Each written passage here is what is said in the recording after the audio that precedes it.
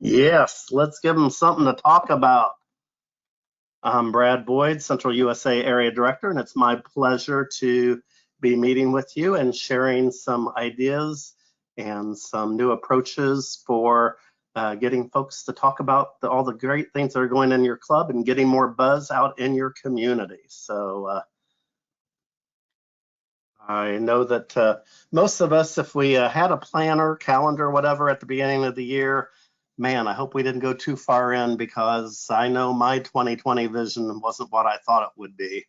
And I'm guessing that's the case for all of us as we've had to deal with the COVID-19 pandemic. And so during this session, what we want to do is, make lemonade out of lemons. Let's move from pandemic to plandemic and use this period where we're just now still sequestered and a little bit venturing out with some stay-at-home orders lifting, and see what we can do in terms of getting more word out about Kiwanis and getting a few new members, all that good stuff. So what we want to do is really talk right now just a few ideas in terms of creating more community awareness.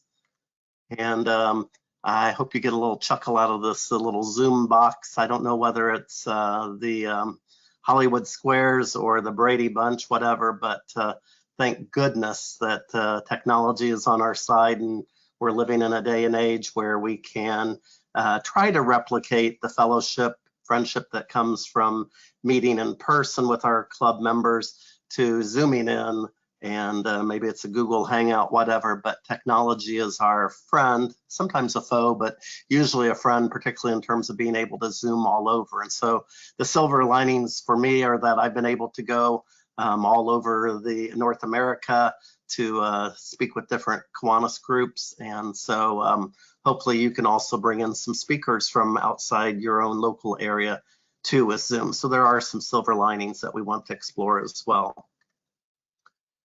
So the first tip here is to really take a look, maybe work with your secretary, Mr. Secretary over on the right-hand side there, to check on your members that may have business email addresses. Maybe they're some of your corporate members, or perhaps, as I found out, I'm a lieutenant governor this year, and one of my club presidents works for the YMCA, and when I saw his email bounce back and saw the Y on there, I realized that I needed to track him down by phone and find another email so that we can keep in touch with our electronic newsletter and our Zoom call reminders with numbers and all that good stuff. So that would be one tip. We also want to use this period. It's a great opportunity to reach out to members that perhaps haven't darkened your doors for a while. They've been too busy, and maybe now they're not quite as busy. We've had a little bit of a lull in activity, so they might be willing to come back and get re-engaged. And former members too, they may have needed to take a little sabbatical, but they might be looking for something to do and still have kindred feelings about Kiwanis. We also suggest that you include as many of your SLP, sponsored SLP members, your faculty advisors, principals, even school superintendents. They're off for the next couple months, and so this might be a great time for them to be at least invited to sit in on some of your meetings and learn a little bit more about Kiwanis. Only about 10% of our faculty advisors belong to a Kiwanis club, because so many meet in the morning or at lunchtime, and so great time to bring them on. And then lastly, take a look at that. If you have outside speakers that come in, look at that roster. If you've got email addresses or any of your folks that may work for nonprofits or in other church community groups with youth, add them to your distribution list. Send them your newsletter. They can always unsubscribe. Send them your Zoom information about your calls, your meetings, and they can always decide not to use them. I'm a kid at heart, and so I couldn't help but think about the importance of keep tinkering with your club. To me, that's what a Kiwanis club is all about. It's a work in motion, plan in motion, and so you constantly want to be tweaking it a little bit. And so I did some research, and there is a Mr. Tinker, and he founded the Tinker Toy Company back in 1914, just a year before Kiwanis was founded. And so this is a great opportunity for you to have your club board maybe revisit, revise, revamp your strategic plan. You want to make sure that it's staying relevant to community needs, and particularly now with the pandemic, those may have changed a little bit. And then it's also a great opportunity to reconsider meeting formats, rituals, service projects, that type of thing. And we'll go through a few of those ideas. One thing that hit me as I worked with our downtown club a few years back was the fact that we had younger members who didn't like singing the patriotic song, but we have a lot of veterans who are members of the club, and we wanted to honor them. And so we came up with a happy medium of finding kids singing patriotic songs out on YouTube. And so we put that up on the screen at each meeting, and that was just sort of a good way to meet folks in the middle there. Also, a great opportunity to perhaps launch a group of satellite members that your club would sponsor. So there are a lot of folks, particularly younger people, that are just starting out that can't get away for an hour, hour and a half for a meeting. Also, as I mentioned, teachers and educators who might not be able to get away, but you could have a little satellite group that maybe meets once a month at a local brew pub or a winery. And they can either come up with their own service project ideas, they can join you with your club activities as well. And all you need is one liaison from the main club to be working with them. So they might call themselves After Hours, whatever your club name is, or maybe they're the Saturday morning service with a smile group. A lot of those folks that meet on Saturday love to bring their spouses, significant others, and kiddos along to maybe do a little bit of service as well as meeting. I always say that an happy club is a happy club and a happening club. And so particularly during the quarantine period, I've noticed a spiked activity on Nextdoor. That's that neighborhood app where you can find out who's missing a kitten or who needs a babysitter, all that good stuff out on Nextdoor. And I noticed that first week out that I had 3 of my neighbors I didn't even know in my neighborhood who said that they were living alone and they were looking for some community service opportunities. And so I pointed them in the direction of our Kiwanis Club of Carmel, just a couple of miles down the road. And in particular, I know out of that, I was able to recruit a 67-year-old grandmother that's babysitting a 14-year-old grandson for the summer. And so they're getting involved and checking Kiwanis out. Likewise, a lot of clubs use Meetup, which is another way to get folks that have maybe like-minded pursuits, whether it's hobbies, sports, whatever, together. And so why not create a Meetup for those that are interested in bettering their communities and helping kiddos.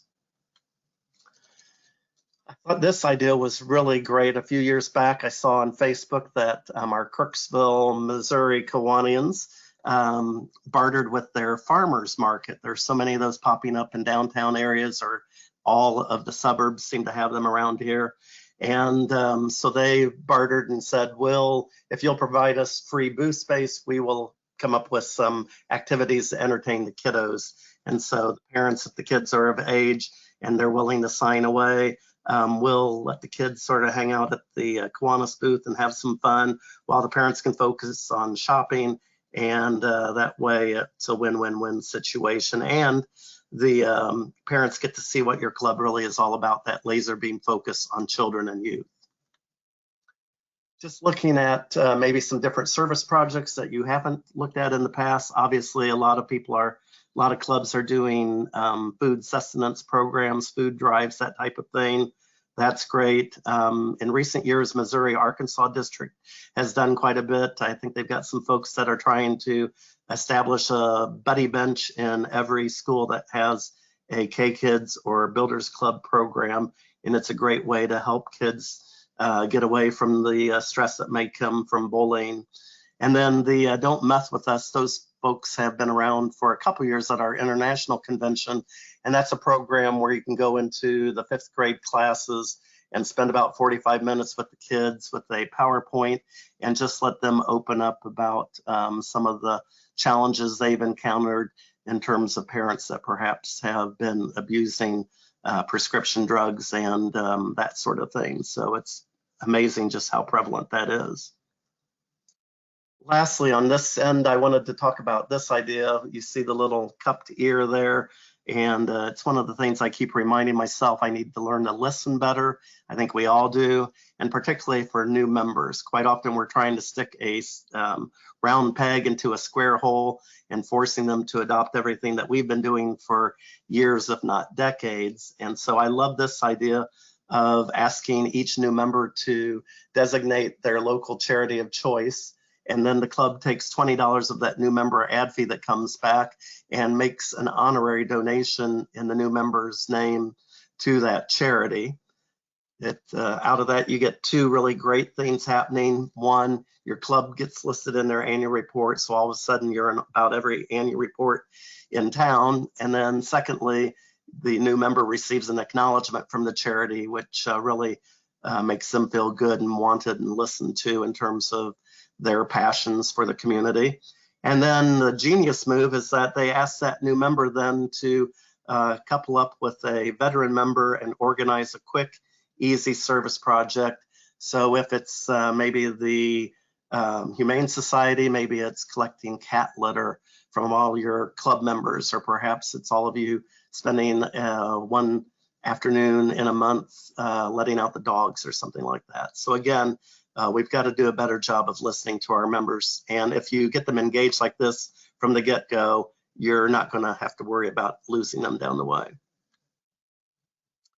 Also wanted to make sure that all of you, with the help of your club treasurers, are keeping tally of the value of your service donations to so many charities. Here, the Kiwanis Club of North Suburban St. Paul had this, I think, on an annual report and maybe on a billboard at their county fair. And it was sharing, about the names of 40 different local charities that they give monies to, and that as a result, that equates to about $2 million of projects that are funded each year. And I'm not sure if that really includes the trying to figure out what your volunteer hours are worth too. That's always an interesting exercise. So make sure that you're logging, like this is a time of year with a lot of scholarship presentations. Make sure you're tracking over all the years how many scholarships, how many kids have benefited from your generosity, and what is the total aggregate dollar amount of those. And then publish that in an annual report to your community stakeholders. It really is rather amazing. I'm going to switch gears here and talk a little bit about utilizing the web to add members. The web is our friend, and so you might have seen out on the Kiwanis membership resources page a roster analysis worksheet over here on the left-hand side, and it's just a alphabetical listing of occupations, professions, and so you can go through that and check off, those that are already within your club, and then you might come up with a missing in action list. And so then you can review that at a meeting and come up with perhaps members that know people in those fields. So here, after they got members to take on a few of them, they did a most wanted poster that they put out on their Facebook page. And so they're looking for a chiropractor. A lot of clubs are missing clergy people. We used to have quite a few of them engaged, haven't as much in recent years, even a stay-at-home dad, which is sort of a new wrinkle. And so you can promote that, and then all of your members then would take the Facebook page and beam it over to all of their Facebook friends, and hopefully have a few people come forward that might be interested. You could also take advantage of the other social media web template, LinkedIn. And LinkedIn, through this pandemic, because of the number of lost jobs and some of the folks that have been furloughed, they've had a 45% spike in activity on LinkedIn. So this is a great way for you to connect with those. You can very easily run a search, find some people in those professions that are missing in action, and then this is a great way to show them what wonderful and vast business and civic networking connections that our Kiwanians have. So again, use that web. Also, it's a great opportunity to seek more diversity and inclusion in our clubs to make them more representative of our communities. So I'm not sure whether all these are in printed form any longer, but I know a lot of them have moved online. And so again, Mr. Google or Ms. Bing could be your friend, and just type in minority-owned businesses in your community's name, and a lot of them will pop up. Same with women-owned businesses. My wife is very much involved with the NAWBO, the National Association of Women Business Owners, and they're throughout North America. Veteran-owned businesses is another great one, and some of the different religious denominations. I use this quite a bit when we're going out to do a club opening event to try to surface some folks that maybe aren't on the chamber lists and some smaller businesses. But again, this can be used by existing clubs as well. Also on the web are all those wonderful social media applications. So whether it's Twitter or Facebook or LinkedIn or any of the others, the kids are now getting into chatbot, or what is it? Snapchat. I'll get it right still. At any rate, this is a Facebook page from the Kiwanis Club of Cheyenne, Wyoming, and they call it hashtag Kiwanis Meet Us Monday. So they post every week on their Facebook page a picture of a member, could be new, could be a veteran, tell a little bit about their background, personal, professional, and what are the things they do in the community and some of their hobbies, and ask all their members to then beam that over to all their Facebook friends. So over time, then people see, hey, there's a pretty cool group of people making things happen to better our communities and help kids. And so that might be one idea you want to check out. As well as this one I love from, just saw last week in the Kiwanis Club of Los Gatos. And so they're doing a hashtag Kiwanis Community Service Challenge. So just like the ones where people are challenging moms or dads to post 10 pictures, or maybe it's married couples doing that for 10 days straight.